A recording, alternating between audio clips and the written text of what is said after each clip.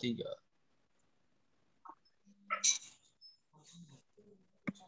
Baiklah, selamat malam.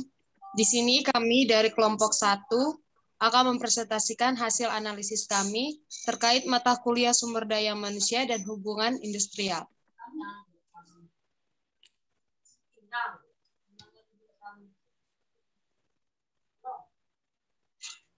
Anggota kelompok kami diantaranya adalah yang pertama Niki Fajri, saya sendiri Ripka Juwita, dan rekan saya Muhammad Rafi Akbar.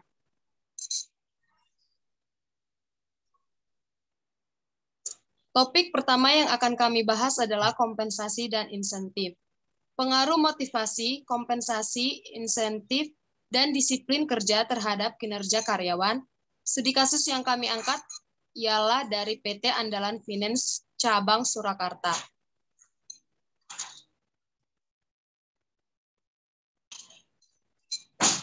Yang pertama, pengertian materi.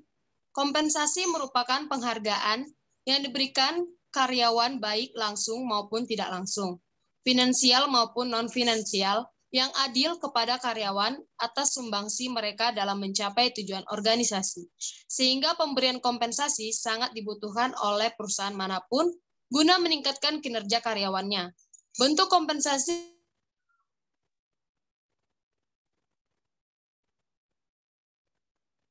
finansial diantaranya adalah wewenang dan tanggung jawab penghargaan atas kinerjanya.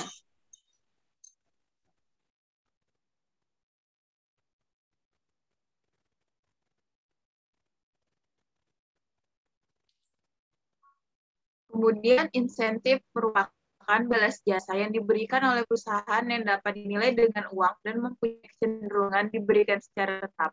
Insentif diartikan sebagai bentuk pembayaran yang dikaitkan dengan kinerja dan gain sharing sebagai pembagian keuntungan bagi karyawan akibat peningkatan produktivitas atau penghemat biaya.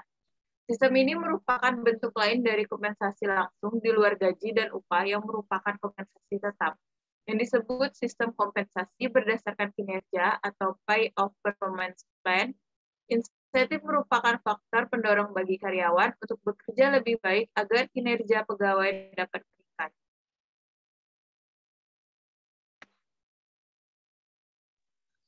Yang selanjutnya ialah rangkuman analisis dari studi kasus PT Andalan Finance Cabang Surakarta. Hasil dari pembahasan yang terdapat dalam studi kasus di PT Andalan Finance Cabang Surakarta adalah untuk bagian kompensasi berpengaruh positif dan signifikan terhadap kinerja karyawan. Kompensasi menunjukkan bagaimana perusahaan memberikan jabatan karyawan sesuai dengan keahliannya masing-masing. Pemberian jasa, balas jasa yang sesuai, serta pemberian kelonggaran dalam menyelesaikan pekerjaan selanjutnya bila pekerjaannya telah selesai. Maka hal tersebut akan meningkatkan produktivitas dari perusahaan karena karyawan nantinya mampu menyelesaikan berapapun jumlah produk yang harus diproduksi dan secara tidak langsung hal tersebut akan meningkatkan keuntungan bagi perusahaan.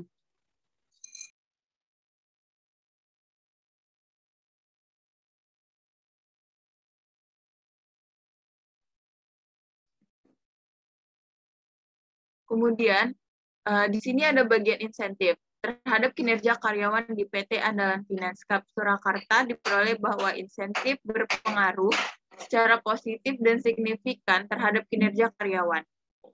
Insentif menunjukkan bagaimana perusahaan PT Andalan Finance Cabang Surakarta memberikan bonus kepada karyawannya bila mencapai batas minimum atau lebih dari target yang telah ditetapkan.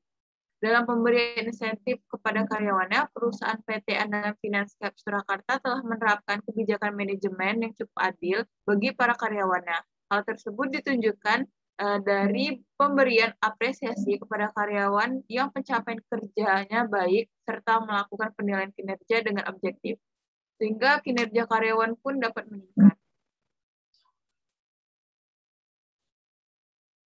Oke, topik selanjutnya yaitu mengenai pemisahan dalam hal ini pemutusan hubungan kerja. Adapun studi kasus yang diangkat yaitu perancangan sistem pendukung keputusan pemberhentian karyawan harian lepas, studi kasus di CV Abadi Jaya Tangerang. Pertama, pengertian pemberhentian kerja atau pemutusan hubungan kerja.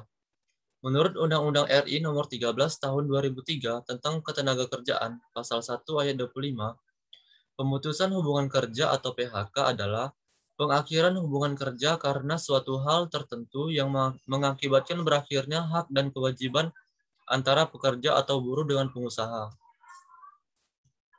Selanjutnya, analisis studi kasus. Permasalahan yang terjadi pada CV Mitra Abadi Jaya Tangerang yaitu CV Mitra Abadi Jaya Tangerang tidak memiliki sistem informasi yang mampu membantu dalam mengelola data SDM. Hal ini membuat perusahaan mendapat tanggung jawab untuk dapat mengelola mereka dengan baik. Belum efektifnya sistem informasi dan masih terdapat kesalahan dalam proses perekapan data karena banyaknya data dan kurangnya waktu yang tersedia untuk mengevaluasi hasil kinerja mereka. Untuk mengatasi permasalahan tersebut, pihak manajemen CV Mitra Abadi Jaya Tangerang memerlukan berbagai kriteria dan subkriteria yang terkait dengan pemutusan hubungan kerja, serta pembobotan atas masing-masing kriteria dan subkriteria tersebut. Adapun solusi yang diusulkan yaitu pertama, perancangan sistem informasi pemberhentian karyawan harian lepas di CV Mitra Abadi Jaya Tangerang untuk mempermudah serta mempercepat pengambilan keputusan pemberhentian karyawan harian lepas di CV Mitra Abadi Jaya Tangerang. Selanjutnya, melakukan perankingan pemberhentian karyawan harian lepas dengan menggunakan metode SAW atau Simple Additive Weighting dalam menentukan karyawan harian lepas yang akan diberhentikan. Untuk metode yang digunakan yaitu ada 4 diagram. Pertama, use case diagram. Diagram ini menggambarkan fungsional yang diharapkan dari sebuah sistem yang menjelaskan keseluruhan kerja sistem garis besar dengan mempresentasikan interaksi antara aktor yang dibuat, serta memberikan gambaran fungsi pada sistem tersebut. 2. Sequence diagram. Diagram ini menggambarkan interaksi antara objek di dalam dan di sekitar sistem, termasuk pengguna, display, dan sebagainya, yaitu berupa message yang digambarkan terhadap waktu. 3. Activity diagram. Diagram ini menggambarkan berbagai alur aktivitas dalam sistem yang dirancang. Activity diagram juga menggambarkan proses paralel yang mungkin terjadi pada beberapa eksekusi. 4. Class diagram. Diagram ini membantu dalam visualisasi kelas dari suatu sistem. Ini disebabkan karena kelas adalah deskripsi kelompok objek-objek dengan atribut dan relasi yang sama.